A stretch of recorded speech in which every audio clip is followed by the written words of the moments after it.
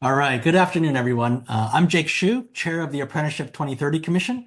And again, it's my pleasure today to welcome my fellow commissioners to our meeting. This is our final public meeting of the year, and I want to welcome any guests or members of the public joining us today. Today, during this meeting, we're going to discuss the draft recommendations that have been crafted so far and discuss a process for the final report. As with previous meetings, I want to remind everyone about our housekeeping items. This session is being recorded. It's expected to be made available at the Department of Legislative Services website in the next few days. The agenda for today's meeting was shared with members of the Commission directly and is posted on the Maryland General Assembly's website. And the meeting is scheduled to conclude today at 5 p.m. If we cover the agenda items before then, the meeting will close early. And if a Commission member has a question during the meeting, please use the raise hand function. We will not be responding to comments or questions, posted in the webinar chat, but we're going to take them down and we'll follow up afterwards as well. Audience members who have questions or comments can email the commission members at apprenticeship2030@ubalt.edu, and any messages received there will be forwarded by the Schaefer Center to the commission members. At our last meeting, we heard from our 6 different working groups, the dedicated working groups on the draft recommendations. Since then, our work groups and commission members have gone above and beyond, diving really into research and refining those ideas. Today's discussion, the purpose of today is that we are coming together to take those drafts even further, right? This is our opportunity to shape these recommendations so we can make a meaningful difference in our communities and for our state and potentially the entire nation. Ahead of today's meeting, the Schaefer Center conducted a survey to help us prioritize our discussions. I know there's a lot of recommendations. This was not a vote, and even today that we are not going to take a vote or a poll or a straw man around this, but the goal was really to understand where we stand and where to focus, right? The conversation for today. And so with about 90 minutes of really work time for us today, our aim is really clear, right? Is to highlight areas where there's strong agreement and consensus and address areas where we need more dialogue, right? And we need to have more discussion. We've gone ahead and we've actually prioritized these recommendations and to focus our discussion today. What we've really done is that we've ranked we've ranked these orders really and focused them on clarity of consensus and disagreement. And so our goal today really is to really focus on the substance, and the wordsmithing can come later. I want to thank those commission members who actually provided written comments ahead of time in the surveys. Today, the opportunity is for all of us to be able to comment and give that feedback. I'm really hoping that we can get all the issues on the table, and what we'll do is we'll start with those topics where there are disagreements, and we've really kind of ordered these in the area of consensus, such that as we get further and further down the recommendations, we'll find that we should be able to, that those are areas where there's strong alignment, strong consensus. Again, our goal here, our mission is to create recommendations that earn the support of the majority. Right. So by collaborating and listening to each other, I think we can build the rapport and build a final product that becomes the gold standard for apprenticeships and workforce development. And so again, today, there will be no voting today, just open, constructive discussion. And again, let's focus on the substance of the recommendations with some of the finer details or wordsmithing can come afterwards. And so with that, let's really start digging in. Sarah, do you want to put the recommendations on the screen and we can just start having this discussion? Okay, you should see them hopefully. And here is the first one. So I guess I'll briefly read these. I won't read them all since I think everybody can read what's on the screen. But the first recommendation that we want to discuss today is codifying the registered apprenticeships goal in statute, right? As we all know, we've talked about this quite a bit, that, the goal is 60,000 registered apprenticeships by 2030, of which 45% of public high school graduates would have completed the high school level of a registered apprenticeship or other industry recognized credential as defined by the CTE committee of the Governor's Workforce Development Board.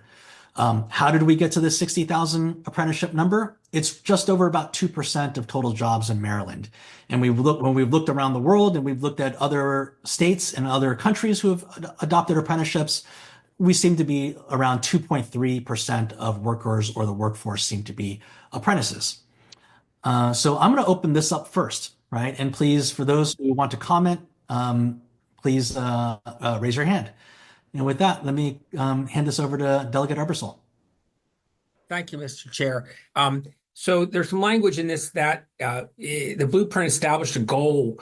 This is not the blueprint's goal exactly. We're misquoting the blueprint's goal because the way that the goal was stated in the establishment of the commission, we can recommend that as a commission, but we cannot, I don't believe, say that this is in direct keeping with the blueprint's goal. The goal is 45% of public high school graduates will have completed a high school level registered apprenticeship. Oh, you've got it in there now. I'm sorry. I'm holding the original document that was sent to me a couple of days ago. So you have it in there. I'm sorry. I'm reading off my own paper here. Thanks, Sarah. Sorry about that. I also believe we use the term high school level of a registered apprenticeship when we're not sure what that is. Later on in recommendation 22, we use the idea of youth apprenticeship. And I wonder if we can reconcile those as we move forward. Thank you. Donna, and then Myra. Thank you, Chairman. I just want to raise one more time that I just really find codifying 60,000 as a red flag. It concerns me greatly when we put a number like that out, considering how grossly more it is than current apprentice. And I just fear that we are going to go for quantity over quality. And especially as we get closer and maybe have only reached half of that goal, it's going to be, we've got to get more. And so I just want to say it red flags it for me that we're still looking at quantity instead of quality. Thank you, Donna. Myra? Yeah, I was just going to respond, Eric, to your point about high school level of registered apprenticeship. The CTE committee has now defined that, and that definition just recently was approved by the AIB. Okay. So we do have a definition that's been issued. Be great to see it. I don't know how you can get a hold of that, but it'd be great to see that. I think it's just recently been made public, but I'm happy to send it out to this group. Thanks. And so then we should probably look at when we get to it, that language in recommendation number 22 as well. But we can wait. We wait till we get there. I don't want to take over there, Mr. Chair. Sorry. Brian? All right. So in my written comment, I actually asked the question of if we codify this in law, what happens if we don't make it? When I've been the chair of the Apprenticeship Council now for 5 years. We were at about 7,000 when I became chair. We're at 12,000 now. As far as I'm concerned, that's a heck of an accomplishment. And I'll use Donna's number. Let's say we get to 30,000 in 5 years from now. That's more than doubled what we did. That's a heck of an accomplishment. But if we put 60,000 in the law, then we've failed. That's what I'm concerned about. Thank you, Brian. Senator Roosevelt? Yeah, thank you. I wanted to respond to Brian's question. If we don't meet the goal in a particular year, we keep trying. And that's what we do with lots of goals we have. We have, I think it mentioned here that in state law, we had the goal of 55% of folks achieving at least an AA degree. We've not accomplished that goal, but it's defined the sense of direction and the magnitude of what we're trying to do. Similarly, we've had for years goals in state law on minority business enterprise in procurement. Sometimes we meet them, sometimes we don't meet them. But it sets the policy and clarity about what we're trying to accomplish. There are many, many other examples of that in state law. So I think it is not unusual to set a goal like that. My answer to the question of what happens if we don't meet it is we keep trying. Thank you. I'm not trying to rush people along, but I'll sort of ask if there's other comments or feedback about this particular recommendation, because I want to make sure I can keep us on track. Richard. Hey, y'all. So I lodged this component in the data committee as well. I just before we move forward and codify this, I think it is important to take a deep dive into the data to make sure that the percentages that we are using as a target are actually achievable. And so I agree with Senator Rosapap that it's important to have these goals in writing. Otherwise, it's not a goal. But at the same time, I think that we need to do a really good job, especially from the onset, to really understand if 45% and the number that that translates to of high school graduates is actually possible. Set the goal on what's possible based on the data, and I don't think this is there yet.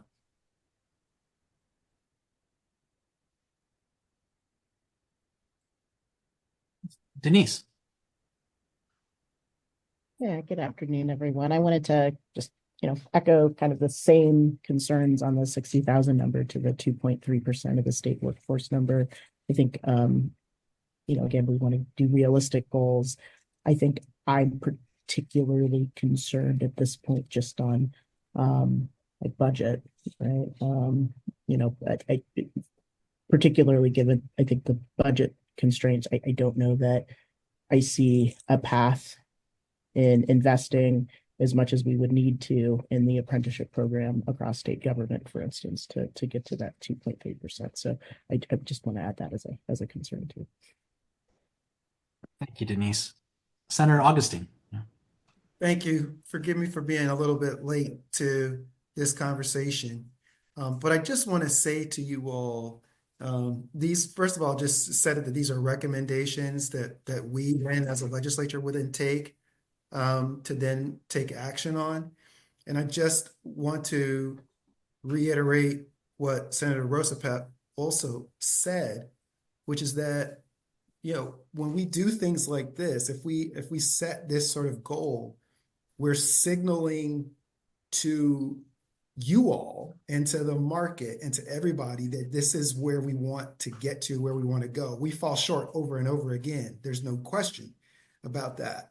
But it just says, this is where we want to go. This is where we want to get to in a very significant way, particularly because what we aren't discussing here are, for example, financial penalties or something like that if we don't reach the goal.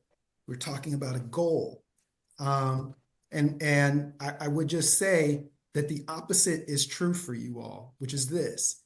If we don't put the goal and then we stop and we just say we're fine with where we are, that can be taken to say that that's actually where we're comfortable with, that we aren't trying to pursue a larger number or this avenue in a more significant way.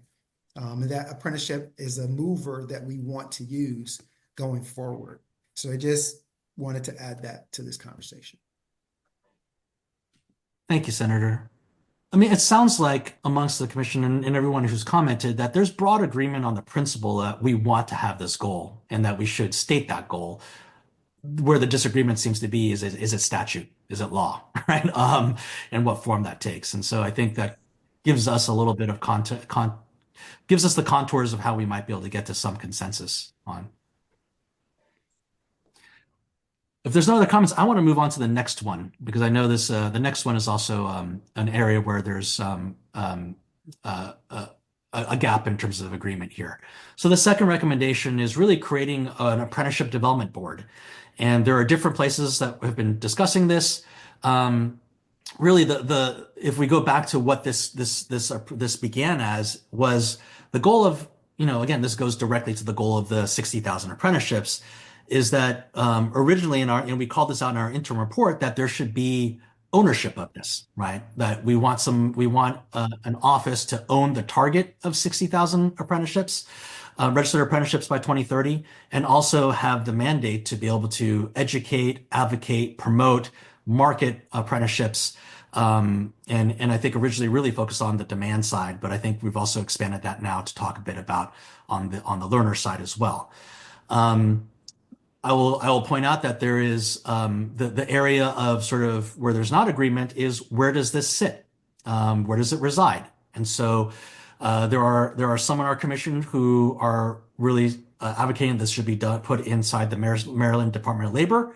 There are other commissioners who are advocating for standing up an interoffice entity or agency. And so with that, I wanted to kind of open this up for discussion. Denise, want to kick us off?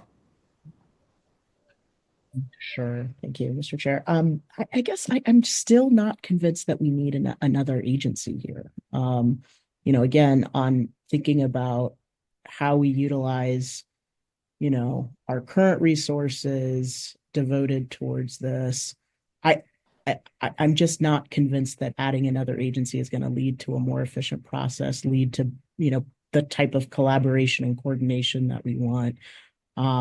I too would, I struggle with this recommendation a little bit and understanding the purpose then of what this group does. So I wanted to be upfront on that. Thank you. Donna? Yeah, I want to echo that. I also have that. I worry about us establishing just another whole, agency out there that then requires a lot of infusion of cash, a lot of infusion of the budget in order to maintain when we have far more difficult, like the administration and application and disposal of Medicare that is handled not only by the Department of Health and Mental Hygiene and the Department of Human Resources and every one of our local health departments. And so they managed to coordinate through all of these various silos, as we like to say. But we have huge programs that we distribute to our residents all the time that are in multiple silos and agencies, and they do a very good way of doing it. And I also want to point out that I think throughout the entire report that it's very much about businesses and not about the worker. And so I think as we have it, this should be about workers being able to gain a career and have middle class jobs and therefore be contributing to Maryland. And I don't want to lose sight of that. I do believe that the Department of Labor is where this does belong. So, that's my 2 cents on that one. Thank you, Donna. Sarah, and then Eric. Yeah, I agree with a lot of, the sentiments that Donna gave, but also I think from where it stands, creating a whole new entity is going to be a lot of work, just like Donna was saying. It's going to prolong what we're trying to accomplish here as well, because there's just a bunch of different things that have to happen to set something up, hiring, all those things. Also, Department of Labor is doing the work here. I think if you want to bring more into it, that's great. They're the ones overseeing and really coordinating with all these different entities that have been listed of, everybody kind of has their own role and piece in this. All the sister agencies work very closely together on all of these communications. It's also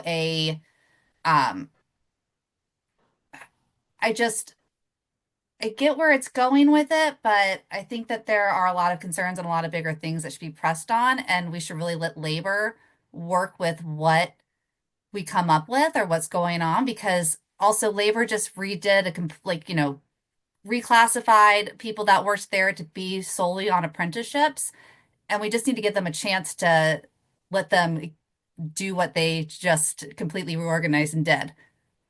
So that's just sort of my overarching concerns and thoughts on this. Thank you, Sarah. Delegate Ebersol?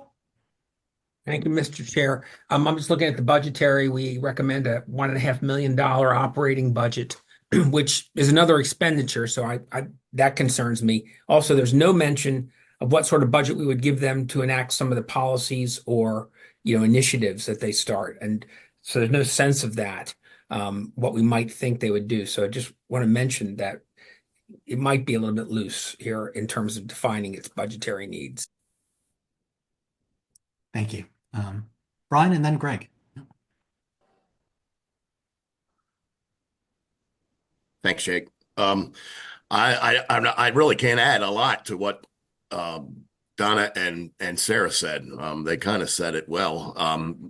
And so I just really want to make sure that I was heard too, is that apprenticeship is labor. And the apprentices are, in my opinion, the people that we look after. And that we should not move this to another agency outside of labor. Thank you, Brian. Greg, and then Delegate Wu.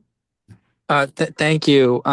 Yeah, I won't belabor the point that my other colleagues made, but I just want to emphasize that as we're talking about expanding apprenticeships to other industries and expanding the number of current apprentices we have, it's so important that we keep our current apprenticeship regulations, right? We have to recognize that in Maryland, one of the things we do well is in regulating apprenticeship programs to make sure that they're not phony and that they actually are doing what they're saying that they're going to be doing. And so I think it's not just important to prevent chaos and to kind of centralize the process and have keep the process functioning the way it currently has, but also if we're going to be facilitating new apprenticeship programs and trying to expand access, it's important that we keep some of the tools that we already have to ensure that we have quality control. And I think a major concern of ours is if you take it out of labor, and labor's supposed to be the ones that are looking out for the worker, that we're losing that essential safeguard. So that just to say that we also don't support moving apprenticeship programs out of labor. Thank you, Greg. Delegate Wu. Thank you, Mr. Chair. I really concur with many of our panelists about it. The first one is the budget constraint. We know the budget will be challenging. So the other issue is really, we want to hold the Labor Department accountable.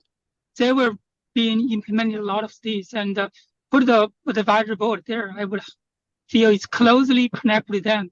We can have that connection and keep them always informed, and then that connection between the board and the Labor Department will be helpful implementing the new vision.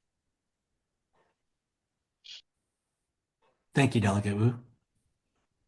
Richard, and then Emily. Hey there. Yeah, I just wanted to go on record as saying that I think that this piece needs to continue living with labor. Each one of these agencies plays a unique role. We do a good job of working with one another. And if we have $1.5 million that we just want to burn through, I would imagine that labor probably has some uses for that to help elevate and push forward this work as well. So I think we fund the agencies that we currently have and lean into that expertise. Thank you. Emily, and then Aaron, and then Senator Roosevelt. Great, thank you. I think I'm just going to say ditto. The only element that I would add to all of this is, within MHEC, we have a number of advisory councils that support the work of the agency. So that is a model that helps us do our day-to-day work and holds us accountable. So moving this to be within labor, I think it would mirror what we have in our agency that really is quite a successful model to have outside entities providing input and recommendations to our agency on how we do a thing. So just a thought, but I agree. I don't know if there's value in having an outside organization tell an agency how to do the job that they've already been doing all along. Thank you. Thank you, Emily. Secretary Roth. Sure, thank you. So I just wanted to be on record saying that I agree with those that have already commented. I would say in an unlimited resource scenario, perhaps there's room for both, but I think that's not at all the reality we're living, and that we should be building on the work that the department's already been doing with many of you at the table. And frankly, I think it would be rather confusing and crumble a lot of that work, and it would take a long time to get things back up and running should all of these responsibilities be situated with a brand new entity with just $1.5 million. Thank you. And Senator Roosevelt. Yeah, thank you. I mean, I want to echo what Brian said earlier about the Labor Department over the recent years has made tremendous strides in terms of increasing the number of apprenticeships, which says to me this is doable, because if we've come this far with very limited resources and without a macro strategy, we can do well. So that's all encouraging to me, and I applaud what the Labor Department has done. The only other thing I would say is the $1.5 million that's in here is a number that came from the administration for this unit. I think the only issue is whether the unit is within the Labor Department or is independent. But the money, the number is one that's already being proposed by the administration. That is approximately the amount of money that it takes to staff our current unit of navigators that are specifically full-time dedicated to business development and supporting. Right. That's what I'm growth. talking about. Exactly. Yep. Well, I'll also mention, I mean, I'll actually, before I do that, I'll just sort of, are there other feedback or other people who want to make some comments on this particular issue? I can mention that, at least in terms of some of the written feedback that we received in the surveys results, I'd say that, so first of all, look, I think that there is broad consensus on the need for a group that can scale and grow and achieve the 60,000 apprenticeship target, right? And I think having a group that really is empowered and has the right budgets to be able to do that is going to be critical.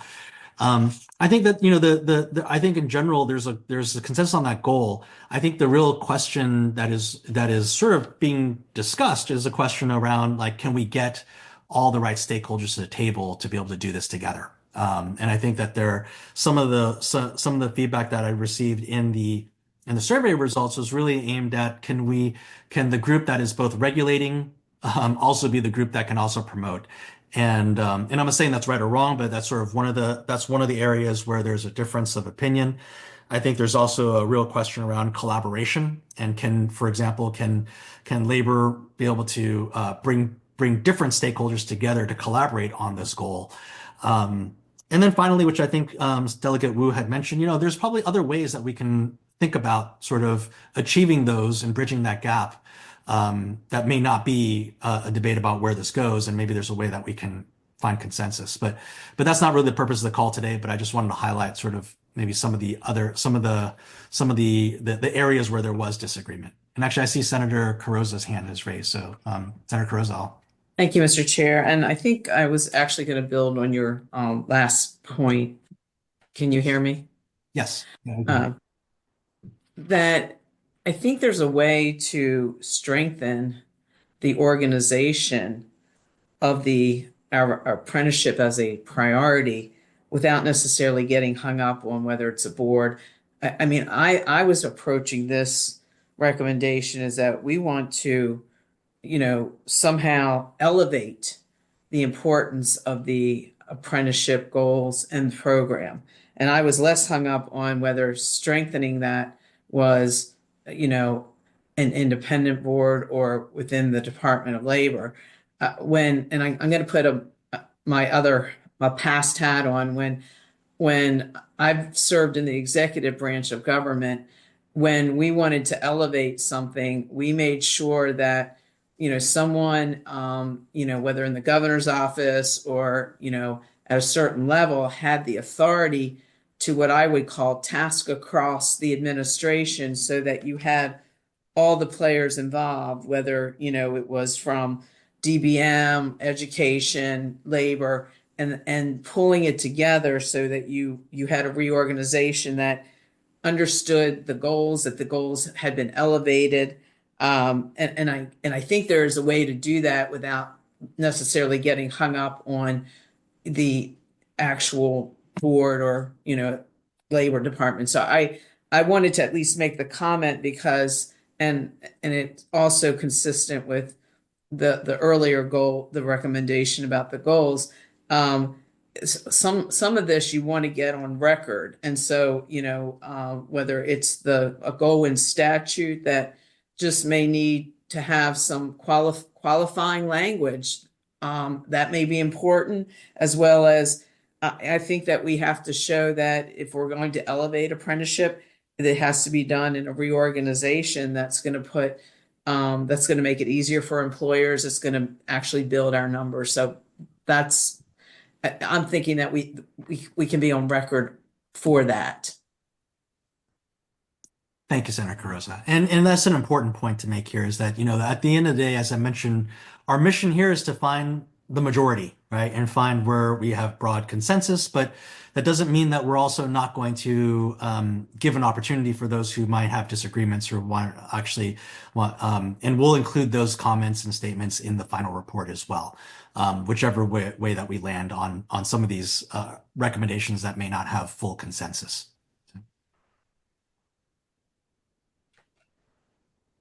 All right, well, let's move on to the next one then, Sarah. All right, state tools state tools, public sector tools to increase apprenticeships. Here it's I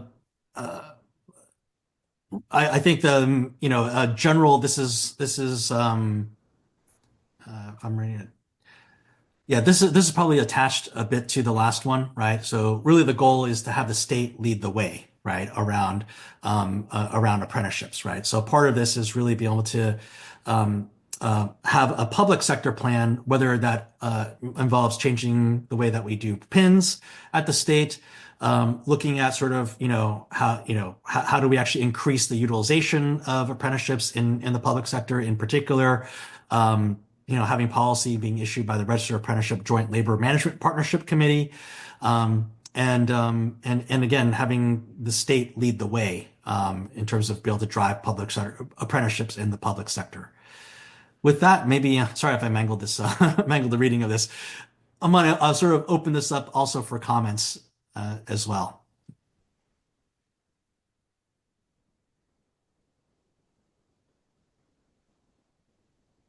Yeah. Emily, and then Denise.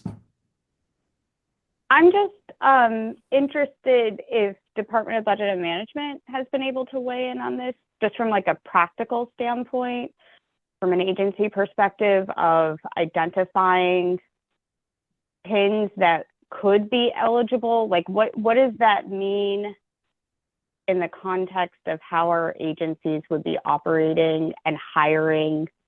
So I didn't know if DBM had been consulted on this or if they'd had a chance to weigh in about the practicality of implementing this and what it would look like from their angle. So it's more of a question than necessarily a comment. Thank you. Thank you, Emily. And I believe DBM has seen this. This was actually something that I think began last year, and it actually goes a little bit beyond this, beyond simply pins and things in the past. And the next one we also have highlighted potentially procurement. There's actually quite a few recommendations in this particular set here around public sector tools. But that being said, let me pass this to Denise. Yeah, I just wanted to quickly say, I do feel like this is one area where we really have made tremendous progress in many ways this year on this commission.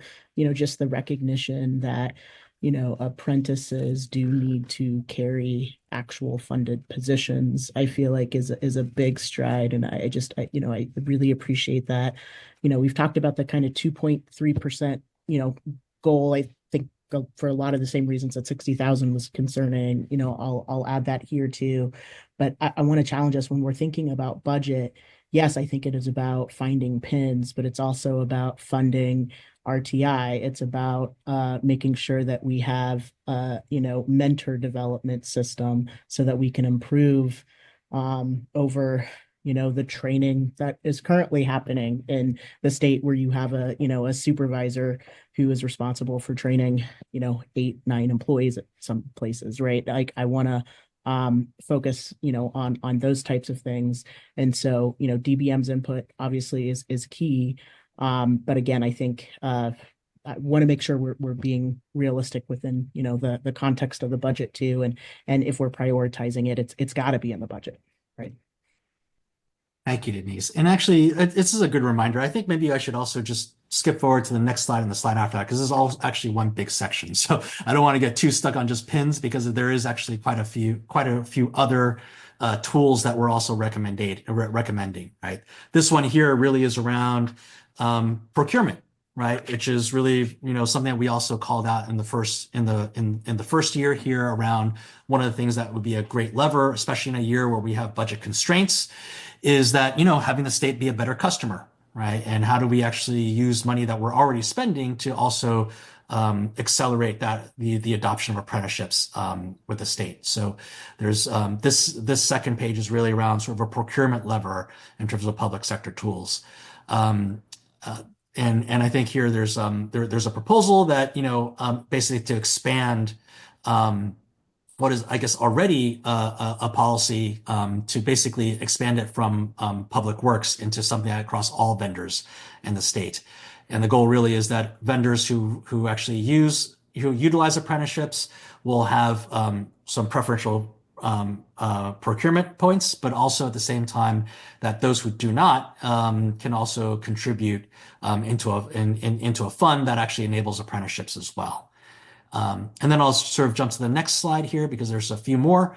When we look at here, the other proposals in terms of the accelerators include, setting up a statewide apprenticeship and training fund, state grants, state tax credits. We mentioned already earlier around a registered apprenticeship joint labor management partnership committee, activating public health apprenticeships and extending beyond the state executive branch with apprenticeships. So I just wanted to kind of complete all of that as we kind of go into this discussion, since they're all related to the same recommendation.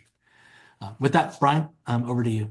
Thanks, Jake. And unfortunately, I'm going back to the beginning. Thanks for all that, but back to the pins and career opportunities that, an apprenticeship is a career opportunity. It's not just a job. It's not, and after learning about the state and pins from Donna and Denise, that every apprenticeship, and I think the next recommendation is probably local, and it's very similar, right? The state and the local, there has to be a career opportunity that is linked to any apprentice. That it can't be, what we've heard of as being contract employees.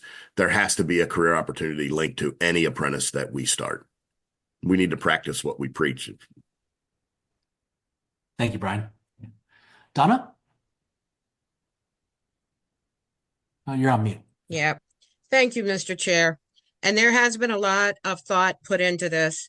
I want to go back to where it does say incumbent mentors. The state is grossly understaffed at this point, and to put something else on an incumbent is just an impossible feat, especially mentoring somebody in a job. So the state really has to look at hiring, not just starting apprenticeships, but hiring people to get to a certain level of hiring before we even start trying to build in apprenticeships.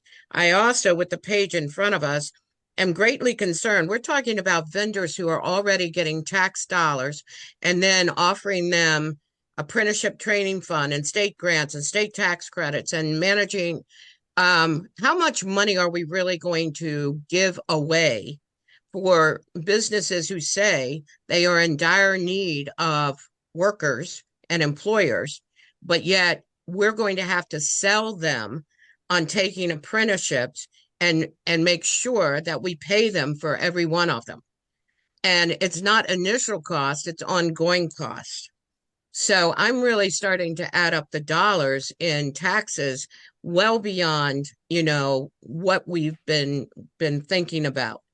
And I really do want to look at how much double dipping and how much taxes will go to someplace. Also, is there a database now? Do we know obviously the vendors of the state, how many offer training programs currently that are not called apprentice, but that we would encourage to call apprentice so that they could get state tax dollars for it? We haven't really got our nice database on what's out here in the state. And that's also very concerning for me. Thank you. Thank you for your comments, Donna. Senator Roosevelt. Yeah, thank you. First of all, I want to thank Denise and Chris, who led the work group on public service apprenticeships, because they did a very, very deep dive on the options, the issues, and their recommendations, which are here, are very good, I think, and very sophisticated. I think that the issue with DBM is they were invited to participate. They participated in one or two meetings, couldn't participate in the others. They have been sent this draft. I talked with the deputy secretary and made the point that we're moving ahead and we need their input. So this is one of the things that I think will follow up this meeting on this particular issue, is getting feedback from OPM. I do think that the recommendations here, which I support, lay out the issues very clearly, particularly on the PIN issue. The DBM has not been asleep at the switch on this. I mean, they have over the past several years created a number. Well, they've had some existing apprenticeships for years, very small, but they've increased them. And I recall specifically that that the Department of Transportation, I think 2 years ago, asked for the legislature to give them 50 additional pins just to scale up their apprenticeships. And now they've launched another apprenticeship program over there. So I think DPM and the agencies are aware of this. It varies by agency enormously. And as I think some of you know, there's been turnover in the director of personnel for DBM. And so I think they've not been as involved in the commission as they might be, but they are definitely, the administration is definitely committed to apprenticeships in the public sector for sure. They've said that, and the Department of Labor actually got $3 million to help promote public sector apprenticeships. So I think the recommendations here are good, and I think we do need to get that DBM put before we finalize this. Thank you, Jim. Sarah, and then Greg. Yeah, so my biggest concern, and from the Department of Commerce, is around the state tax credits, and that no business can receive any tax credits in Maryland, because that affects a lot of our different programs throughout the state. And I think tying some of these tax credits to all of our tax credits in the state to apprenticeships is going to kind of muddy things and be complicated. And again, there's a lot of businesses that, for instance, like we support at Commerce, who are kind of up and coming, doing certain things, like doing a lot of R&D, who aren't at the stage of apprenticeships, let alone like more than 1099 employees for some parts. So I think that to really put that tie to it can stunt some of the innovation and growth that we're trying to accomplish within the state of Maryland with our businesses. Not saying that we shouldn't promote apprenticeships. I just don't think that tying all of our tax credits to an apprenticeship is the right way to do this at this time. Thank you. And Greg Ackerman. Thank you. Yeah, I just wanted to flag, I think the way that a lot of apprenticeship incentives typically work is by requiring a certain number of work hours be performed by apprentices in registered programs. I think the concern with how the language is just written right now is that, in order for a company to comply with the requirement to utilize registered apprentices, right, they only have to technically use one registered apprentice for a particular project. So, for example, the Inflation Reduction Act passed at the federal level, required 15% registered apprentices, or of work hours to be done by registered apprentices. A lot of equivalent state laws have similar requirements. So I think in order to make those procurement rules effective and not provide a loophole for contractors that only want to participate a little bit, I think you got to make sure that you take a look at that. And I think also, just for what it's worth, this underscores the need to keep apprenticeship regulations strong, right? If we're going to be incentivizing more companies to utilize registered apprenticeships, they have a direct incentive to create more programs if they are told this is a condition of public work or a condition of receiving a generous tax credit. So I just hope this serves as another kind of reminder. We have to do both if we're going to make that 60,000 number actually meaningful and not just something that we're doing to hit a goalpost. Thank you, Greg. Senator Augustine and then Senator Carozza. Thank you so very much. I just want to say big picture, which is really what these are, recommendations that then will be worked more into statute. Big picture, I really appreciate this recommendation, which says that this commission, which is put together to grow apprenticeship across our state, is going to say that the area that we control, which is the state and state dollars, we're going to prioritize apprenticeship. We actually believe in it.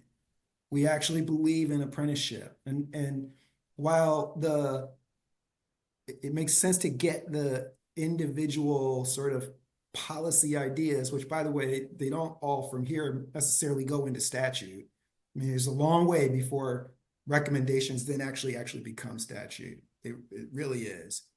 But getting those sort of big picture, clear suggestions here, I think, I'm grateful for this from a directional standpoint, which says that we are going to work on our own house about this approach and that this approach does make sense. So I just want to, hopefully we center back on that versus the small sort of things that we might have disagreements on. Thank you. Thank you for that, Senator Augustine. And I definitely do want to, ditto that, right? Is that, one of the goals here is that, and I've gotten this from many of our commissioners and from our public leaders, like we should swing for the fences, right? And so some of these early ones that I think where we don't have full consensus is because we are trying to be bold, right? We are trying to move the ball forward and hopefully leapfrog some of the where we are at today. But I really appreciate that feedback, Senator Augustine. Senator Carozza, and then Secretary Roth and Delegate Wu.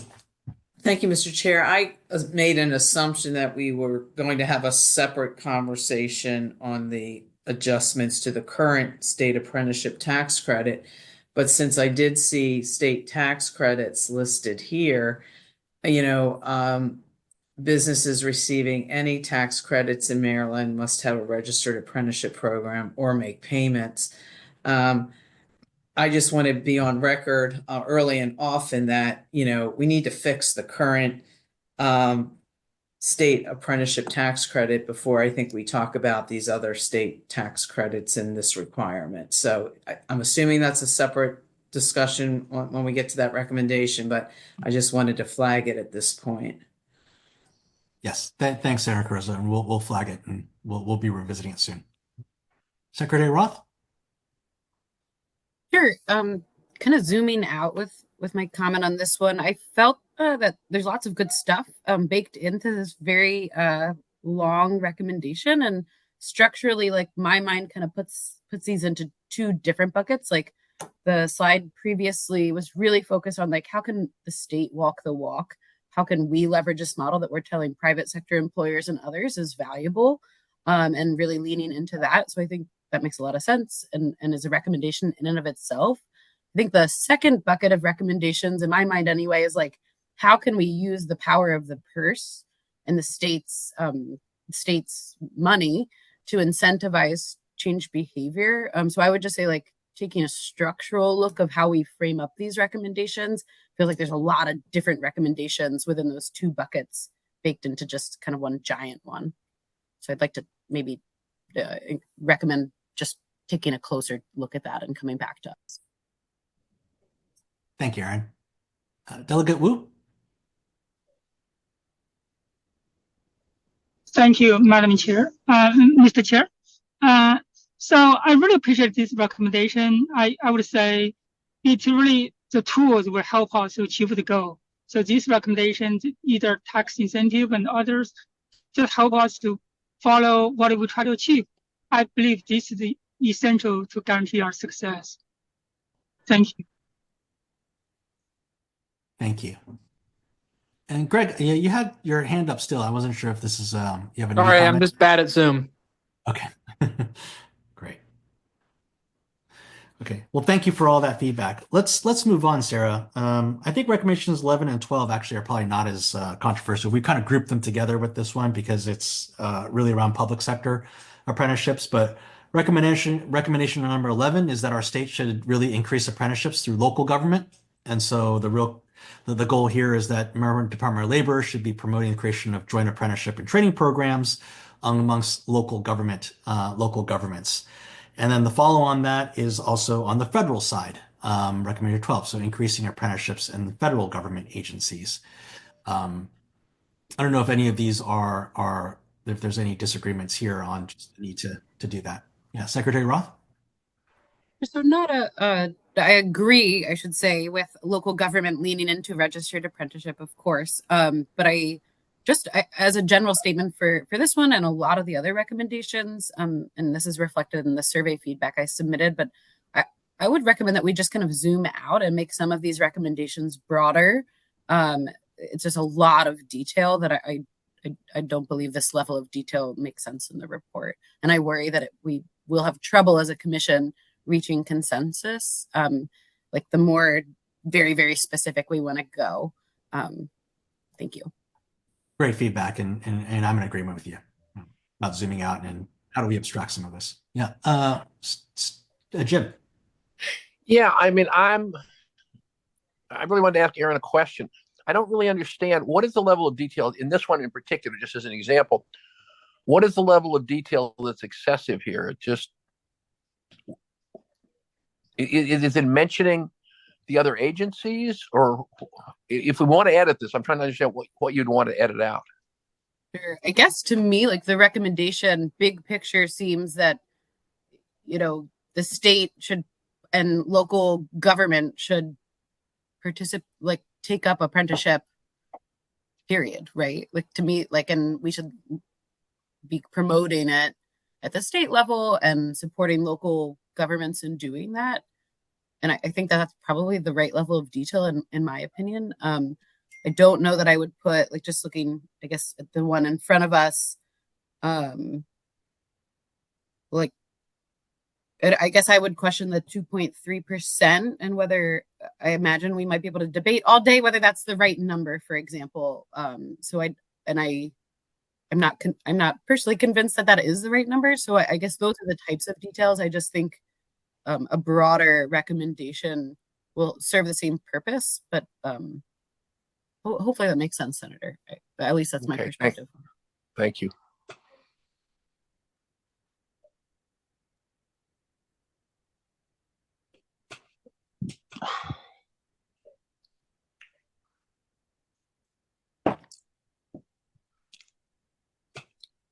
Mr. Chair.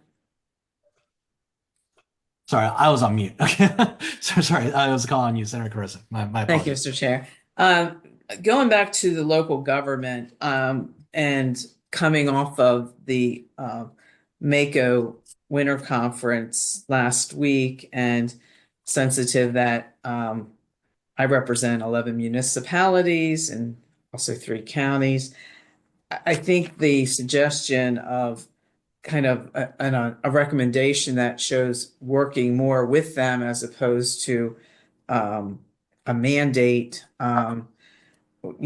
which comes across, I think currently is drafted, that there might be a way to, this is a goal that we all have in increasing the apprenticeships through local government. Some actually, like in my district, the bigger municipalities and counties are able to do more along these lines, but I can tell you these smaller counties and municipalities, this is a heavy, heavy lift and will come across as a mandate. So I'd like to just, and I don't know what the conversations were with MACO and MML, but I think that there should be some coordination and at least some feedback with them on what's doable. So it's a recommendation that actually has some teeth to it in increasing our apprenticeships at the local level.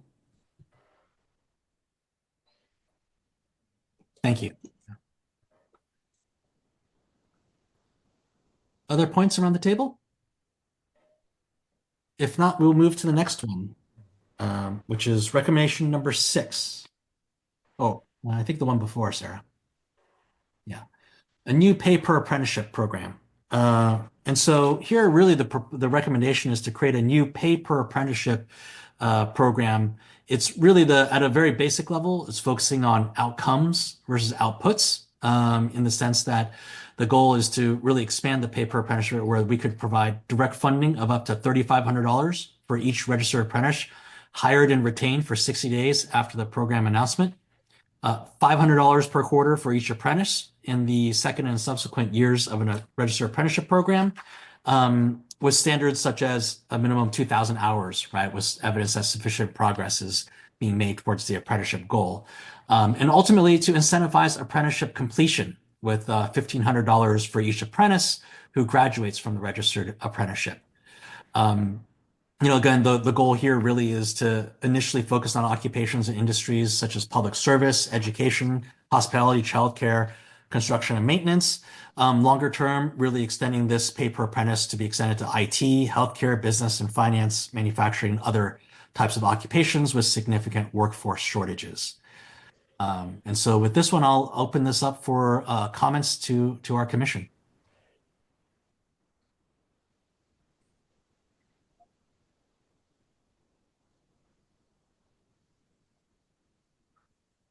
Yes, Aaron? Sure. Just toggling to get my notes here. I think somewhere in this recommendation, I believe it mentions that board. So I'd say again, I agree with the basic principle here of the paper apprentice concept. We've had a lot of success at it. I believe it belongs with labor. So I would want to offer up that edit.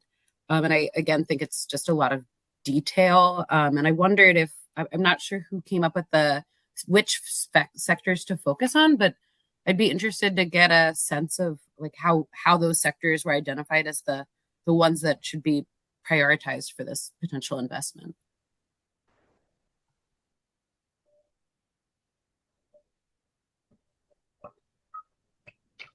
Actually, since that's a question, I'm gonna skip the queue here and actually give the floor over to to Jim Rosapep here. It might be able to answer that question too. Yeah, fine. I'm happy to address the issue. It's a very good question, and this did come out of the work group that Delegate Wu and I chaired. And essentially, the targets were a combination of some suggestions from the department and some initiatives that the department has, including things like the two grants that federal grants that you're working off of, the hospitality and public sector. Secondly, the data that Mike Sears and Bob Lehrman put together on projected job openings in 2030 by sector, and therefore where was the biggest bang for the buck. Some of them are kind of obvious, like healthcare and IT, but I know the Secretary of Labor has a great interest in the manufacturing side and in the cybersecurity side. And then retail was an example of one that came out of the data. The retail is just a big sector in Maryland, and it's one with quite low penetration rate of apprenticeship today. So that was the basic idea, was to identify some places that seemed like big enough to be important, but having some opportunities to put priority on. But no pride of authorship. I mean, this is what we talked about in the work group. If folks want to strike some out and put some in, I do think it's important. And again, this comes from frankly a discussion with Secretary Wu. I think putting some priorities in here, I think, would be helpful to everybody. That's a good question, Mr. Chair, as a follow-up, and then I'll go on mute. Sure, thanks. I guess I was wondering, Senator Rosapep, would you be, and thank you for that. It's helpful to digest. I was wondering if you would have an openness to broadening this recommendation, kind of to my earlier comment, to really focus on like we need an investment to do this thing versus getting like into the weeds within the recommendation.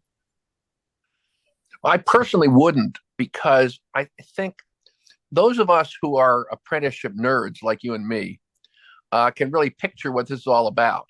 And a big part of why we wanted to set up this commission was to set out a strategy that was understandable by a much wider audience. So I think it's important that we give some sense of what we're really talking about here, because sometimes, as everybody knows, sometimes people think apprenticeships are only for certain occupations.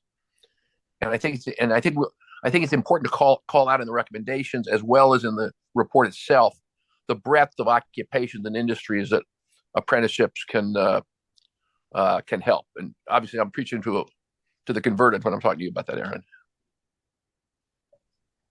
Yeah. Well, we hand is Brian and then Donna.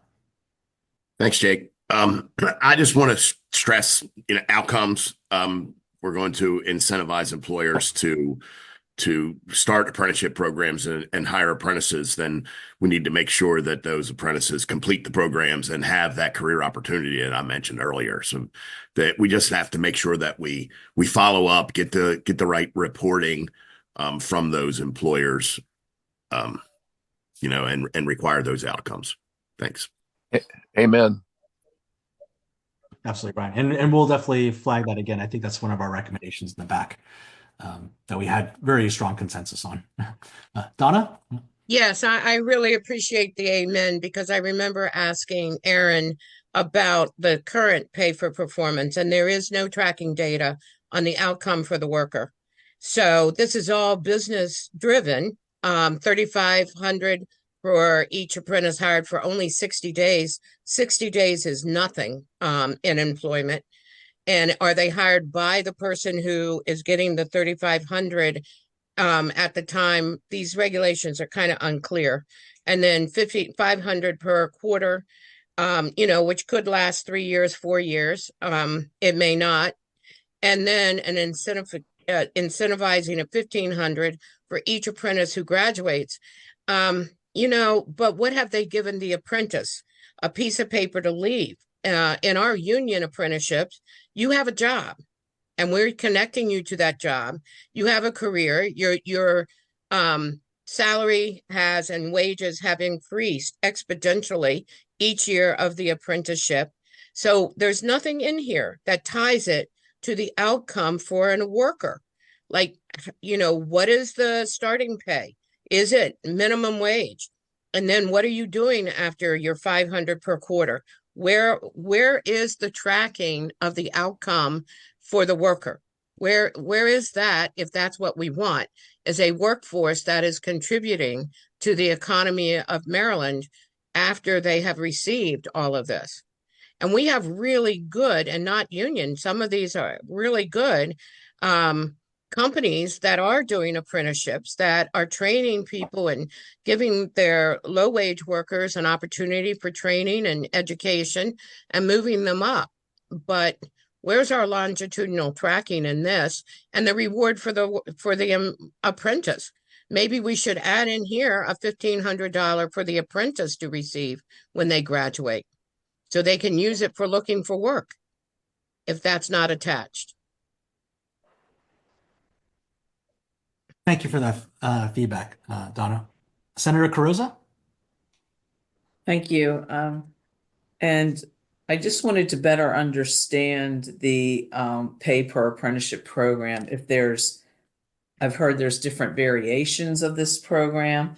I think, just want to make sure that our commission, as we make recommendations, that we're being realistic of maybe what we can do now, meaning we have to factor in the cost of this, what we might be looking for in the future. And if there's, again, variations, I had heard that might be different proposals on a pay per apprenticeship program. So I don't know if that kind of goes back to Aaron's point about, getting on record and, making clear we want to move in this direction, but a recognition of costs and time frame.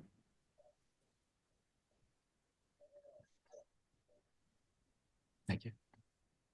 Senator Roosevelt? Yeah, I just wanted to agree with Senator Carrozza. I think it makes. I think we should put some nuance in here about time frame, because this is obviously will be significant as a strategy, and obviously Rome wasn't built in a day. But I think putting that kind of nuance in would make some sense.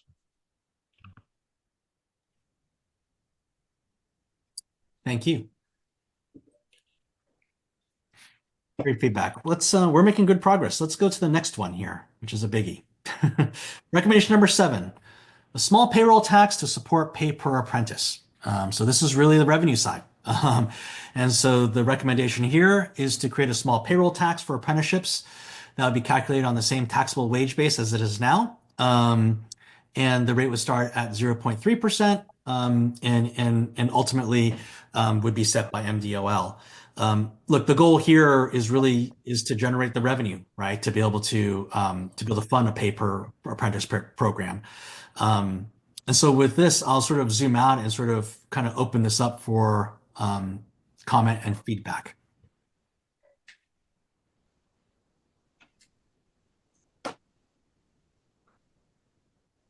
Yes, Sarah. Yes. So I know that for a payroll tax that there's concerns around that with our agency and the administration. And so I think especially just with the increase of taxes and everything right now, I'm not sure if this is the right time to do that. So I just wanted to say that I don't think that this is something that we should include in our recommendations at this time. Thank you, Sarah. Other commissioners? Yeah. Senator Rosapet?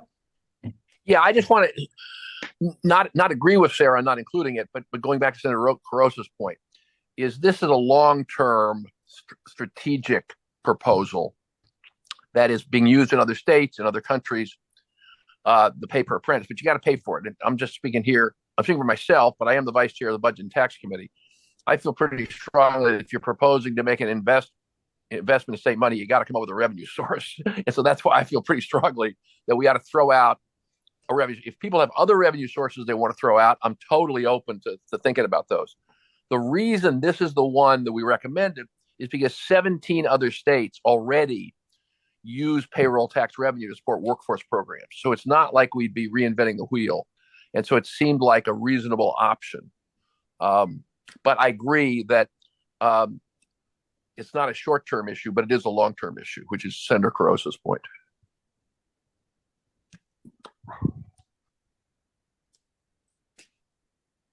Other commissioners around the table here? Yes, Senator Carosa. I think going back to Sarah's point, as far as timing and on this particular recommendation, I don't know if there's been any feedback with some of the groups that would be most interested in this recommendation, but I think I would flag that and be in agreement with Sarah.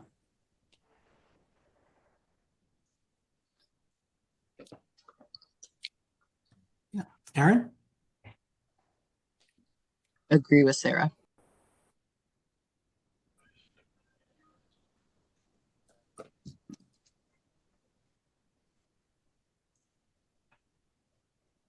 Yes, Delegate Wu. Thank you. I know raising tax at this time definitely is not a good time. At the same time, this will be very important aspect to make the program to be successful. So in terms of rate, maybe there should be a limit, high, like upper limit. I think, but we need to really find resources to make the program works. So this definitely should be in our consideration.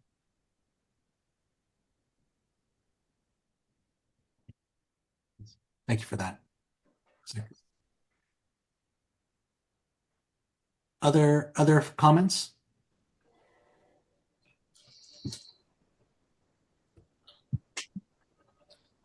Yes, Aaron? Sure. I was wondering if, again, the details could be unpacked. Maybe whoever came up with these details, like in terms of the dollars and percentages, just wonder. It seems like we're maybe assuming that the like one of the incentives would carry on for like every single employer in perpetuity. Like I guess that's a question that I have. Is that how we came up with these dollar figures, or is it for just a portion for like a startup period of time? Jim, you want to take that? Yeah, the model is based on the model in California. the models in UK, models in Australia, where they are on they're continuing program. They're not startup costs. It's about covering the cost of RTI post high school, the cost for sponsors of recruiting employers, recruiting apprentices, as well as helping with the mentor costs. So it's scaled around the models that have been successful elsewhere, where it is for the period of the apprenticeship.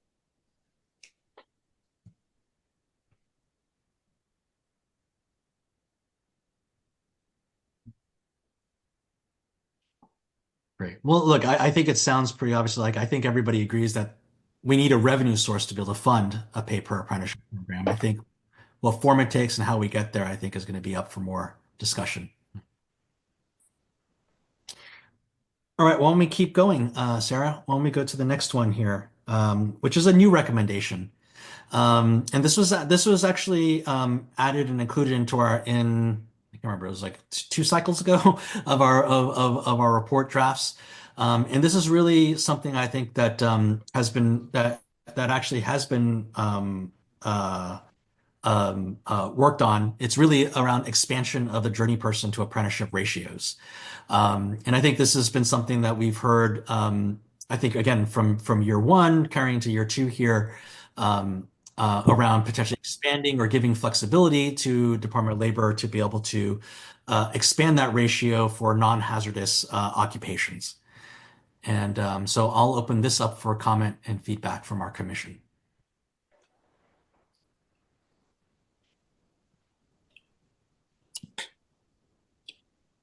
Brian?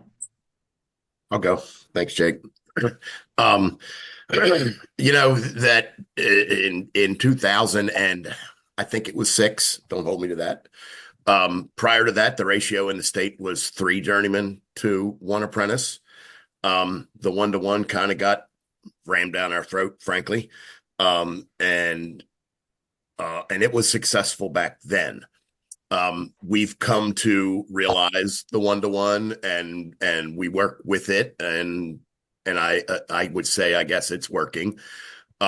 Expanding a ratio when an occupation is in need of people, right? That there are occupations and industries that are blossoming and blooming and booming and expanding quickly.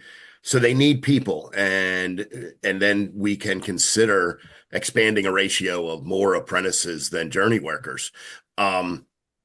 Definitely not for hazardous occupations of any kind. That you would never get my vote for that. But in these occupations that need it, I think that we should talk about it being temporary, though. That once and I use the word saturated when I was talking to some other people. I don't know if that's the right word or not, but once we have people that are in an occupation and there is enough journey workers, then having an expanded ratio is simply having a whole group of people that are just low wage instead of having that career opportunity, getting trained to become journey workers. So that, when we consider these ratios, they should be built on some type of let's call it a sunset, that once there's enough people, there shouldn't need to be an expanded ratio any longer. Thank you, Brian. Donna? Yeah, I concur with what Brian said. And I do recognize that there are some programs that may, benefit from a 3-to-1 or something like that. But I think we have to be cognizant of also at what number does it not become an apprentice anymore? It is now a training program. And that's a real important number to put out there, to have a real apprenticeship that ends up in a real career. And like I said, middle-class wages versus a training program that is currently, we have those on the books. I think also non-hazardous is a very difficult word. I am by trade a social worker, and we have had social workers murdered on the job here in Maryland. We just recently had the parole and probation murdered. I would say that corrections is a very hazardous job. as is social work, as is even healthcare, because you have the needle sticks, etc. So we have to be very careful when we want to use the word non-hazardous. A senator recently this past session put down a list of what he thought was non-hazardous. And in looking that up, a few of those jobs were considered very hazardous by the federal government. And some were explosive, some were within chemical reactions. So I think we need to, if we're going to look at this, actually set down some regulation regarding what is hazardous and non-hazardous. What is that vetted process? Thank you. Thank you, Donna. Senator Augustine, over to you. Thank you. Just a couple things. Just one, just to respond to what Donna was saying at the end there. It's in here that the Secretary of Labor would have to vet these non-hazardous occupations. It's not saying, and of course that we would want that to be a process that is an inclusive process so that we would get to those that really are the right fit for what we're saying here, which is those that are that opportunity where it doesn't need to be one-to-one. And I think that this is a tool to help us to build pipeline in this space. I get concerned about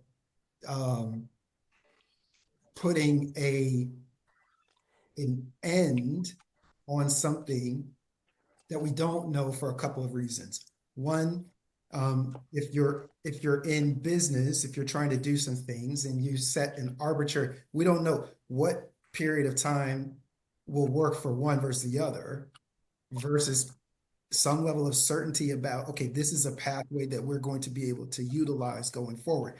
Again, we're trying to remove as many of the barriers that are out there to people participating in these programs at the same time. And I think that really can do just that, and that this concept, this idea, it's got guardrails on it, is one that can help us in our larger goals. So I support it. Thank you. Thank you, Senator.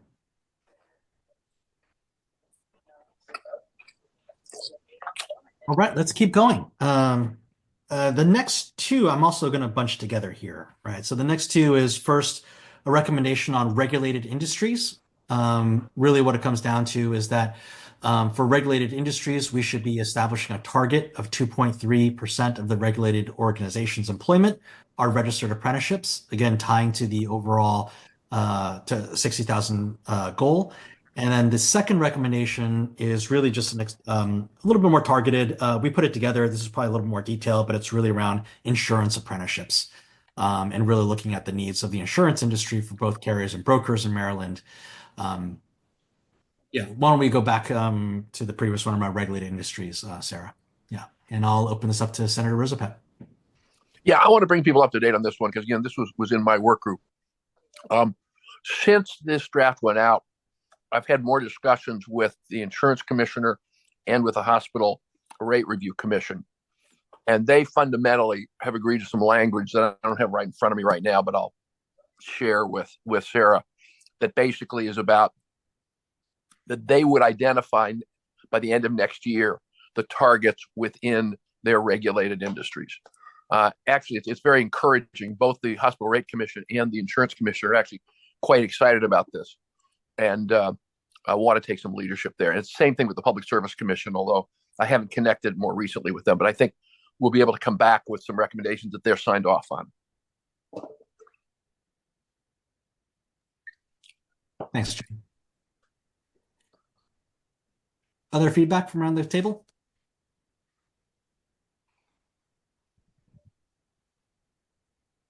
All right. Why don't we move to the next one? Really recommendation number 5. So this is the adjustments to the state apprenticeship tax credit. And this is the one that we mentioned earlier that we're to put a pin on. This is really looking to, quite frankly, extend the sunset for the state registered apprenticeship tax credit until December 31st, 2030. and also waive the tax credit requirement that the apprenticeship wage is at least 50% of the prevailing wage. And so with this one, let me turn this over to Senator Carozza. Thank you.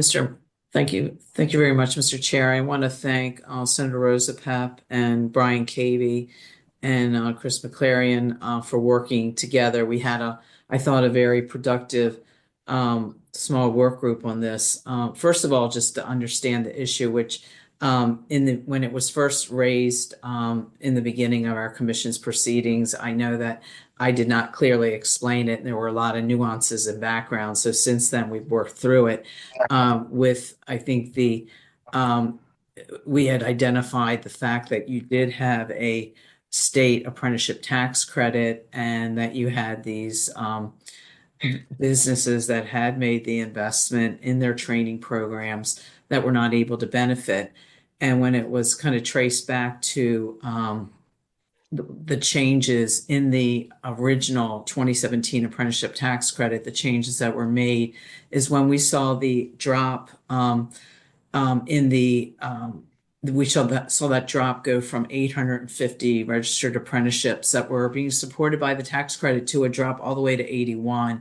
So here we've been, as a commission, trying to find ways to encourage employers and have some realistic employer incentives.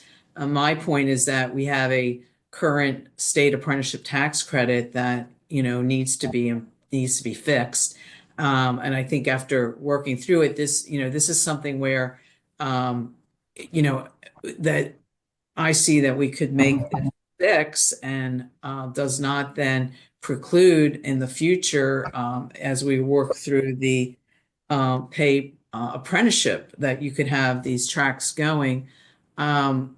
So this would be something we could actually move forward now to fix as employer incentive.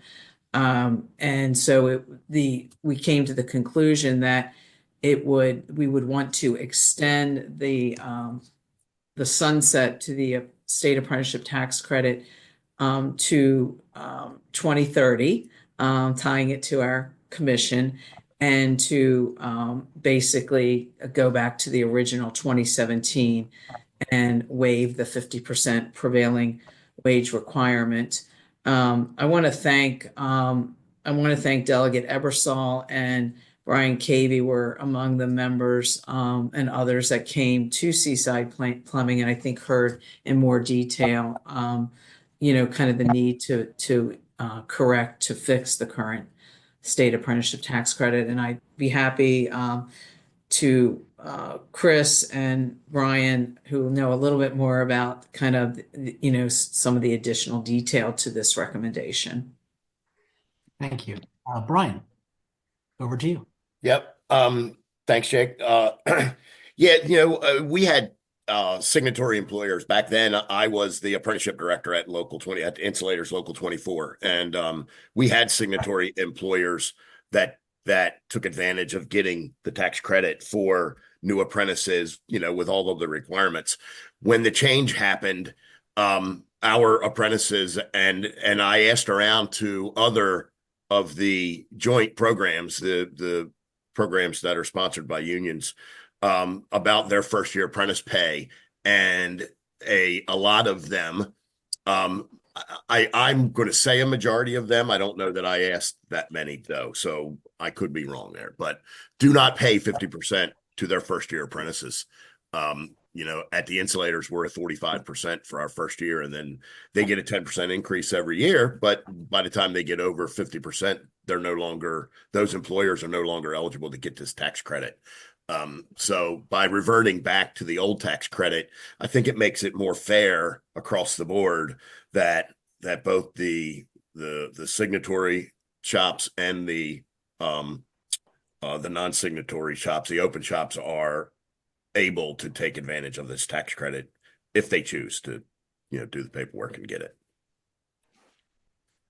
Thank you, Brian. Donna? You're unmute yourself. Yeah. Sorry, Mr. Chair. I'm always muted. My question with this is, since this is an Apprentice Startup Act, and it's to give startup money. Should we not carve out this group of people then from this businesses from getting the startup cost from what we're proposing earlier in this conversation? Because I mean, you can't give both or shouldn't give both to one entity. So how is this impacted from what we're proposing on, getting 1,500 for each apprentice starting and $500 for each quarter? And we already have this. So that's my only concern with extending it, is how does it impact on, the other that we're creating? And, are we creating an opportunity for one sector, business sector, to get both? Or, what are we doing? So I think we need to look at it in congruency with what the other proposals are for tax credits. Thank you, Donna. Other comments or feedback on this particular recommendation?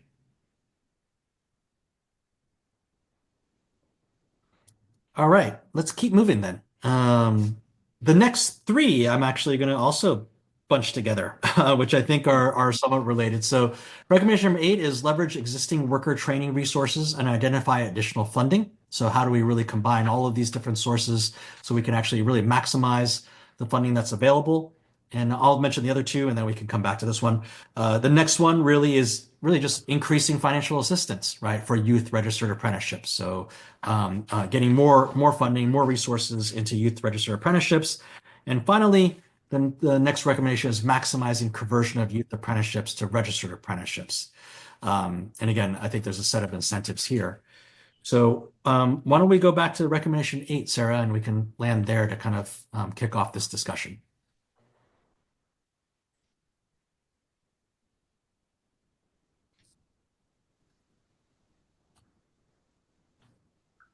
Any comments, feedback from our commission? Yes, Aaron? Sure. I totally agree that we need to leverage, existing dollars to promote and grow apprenticeship in addition to going after new resources. I provided some technical edits in terms of the language before us. But I again think it's just a little more detail than we need for our commission's report. But should we include that much detail? I'd say I'm sorry, Aaron, you're breaking up there for a second. check out the comments that I provided. Just if we do decide to include this level of detail, I would just ask that the weedier comment that I submitted gets taken a close look at, and I'm happy to look back at an updated version if the detail is decided upon to include. Great, yeah, good feedback.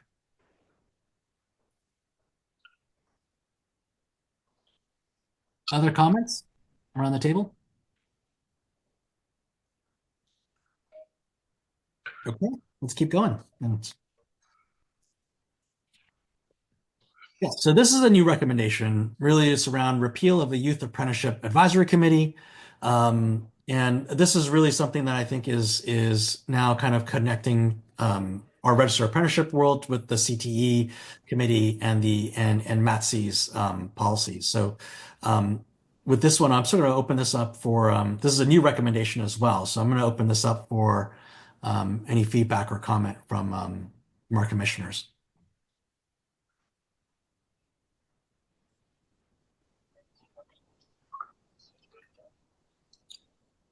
Yes, Senator Carozza? Actually, let me follow Aaron, please. That might be helpful if I hear what she has to say, but I had something related to this issue. Aaron? Sure. I just wanted to offer up support for this one. I think, we'll have a Youth Apprenticeship Advisory Committee meeting this week. So the group is still running, the Labor Department staffs that group, but that group predated really all of the explosive and important work happening around the blueprint, registered apprenticeship, connecting the two. And so I think a lot of the reasons this advisory group were first established, might not be needed today when we take a step back and think about efficient government and making sure there's the right level of oversight. I think that is properly handled by the CTE committee and the MATC, as this says. So Mr. Chair, I'll follow that. I mean, if this is obviously eliminating, a committee because it's covered elsewhere, I'm all for that streamlining. My related issue is, and this is where maybe I thought Aaron or others might be able to help. Some of the feedback that I'm receiving from some of the locals in my district that are involved with apprenticeships is that they wanted to make sure that there was geographic and employer diversity on these different commissions or boards dealing with apprenticeships. So, for example, I haven't sat down to look at what we have in place to see if we have folks from the Eastern Shore and Western Maryland, if we have a good mix of both small, and larger businesses, as well as obviously, the union representation. So I didn't know if that is something that can be handled internally, or if it, makes sense to have a recommendation that on any boards or commissions associated with the apprenticeship program that we would want to have that type of diversity in those areas and maybe other areas.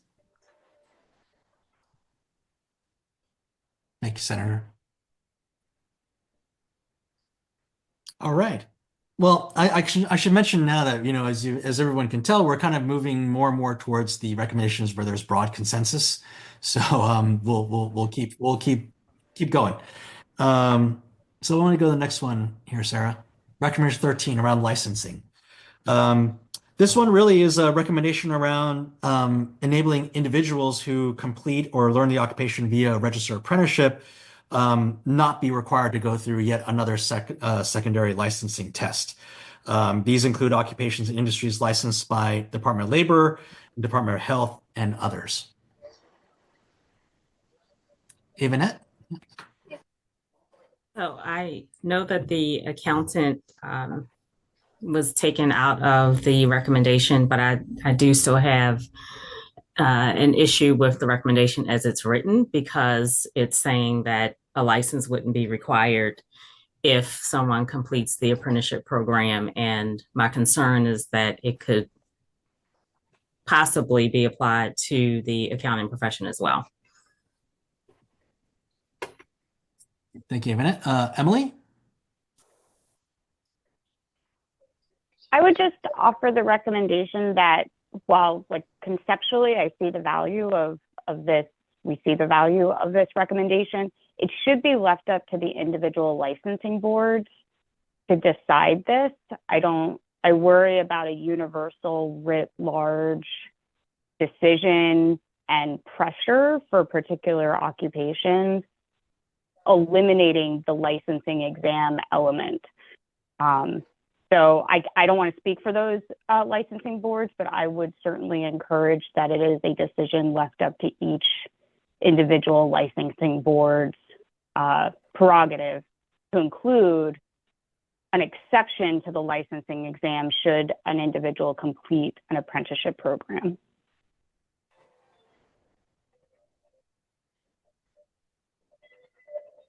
Thank you, Emily. Other comments from our commission?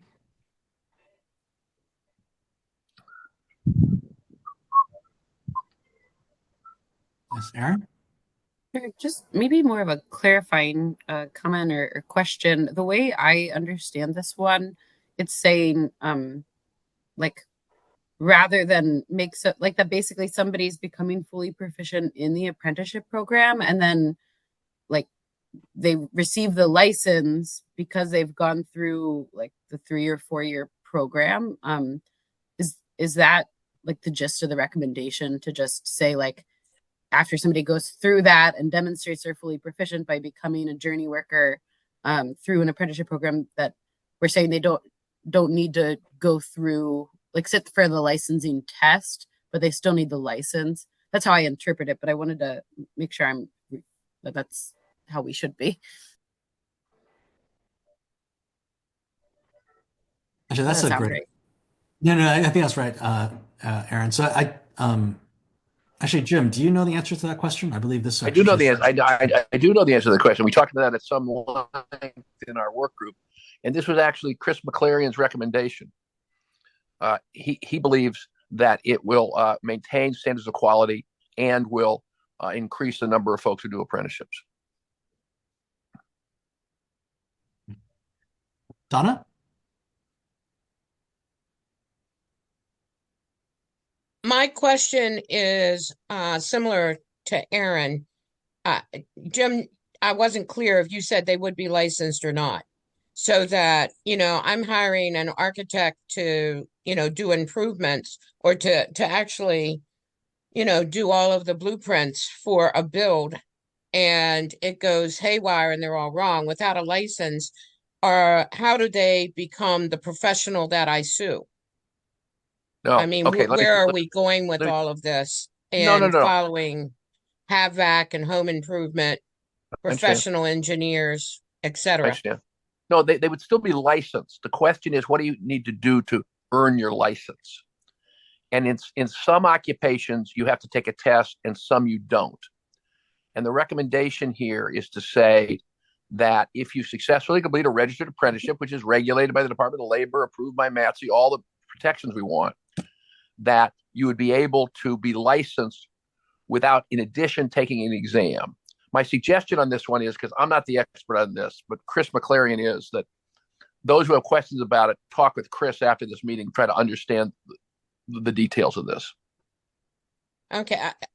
My understanding for a license is that it really does help regulate what sort of training you have. Because Yes. HVAC training by one place could be different than another apprenticeship. And this says these are the minimal qualifications that you need. So we're doing away with that and just saying, No, well, if you've no, done XYZ's training and they say no, you're good. no. We're not saying that. No? The proposal Okay. is, if you successfully completed a registered apprenticeship program that is approved by the Department of Labor and monitored by the Department of Labor, then you would qualify. It's not anybody does anything. That's the whole point of a registered No, apprenticeship. I know, but even a registered program can be different than another registered program. But we'll figure that out. The other thing I want to amplify is what Denise put in the chat. Every time that we talk about apprenticeships in this report, please call them registered apprenticeships. Amen. We're missing that. Thank you. Richard? Hi there. Yeah, my question is more foundational in the different agencies. So we're focusing a lot of time on the industries licensed by labor, but I see the call out for Department of Health as well. And I believe the Board of Nursing falls under the Department of Health. So how would careers into the nursing profession work in this model? And has Department of Health and specifically the Board of Nursing weighed in on this?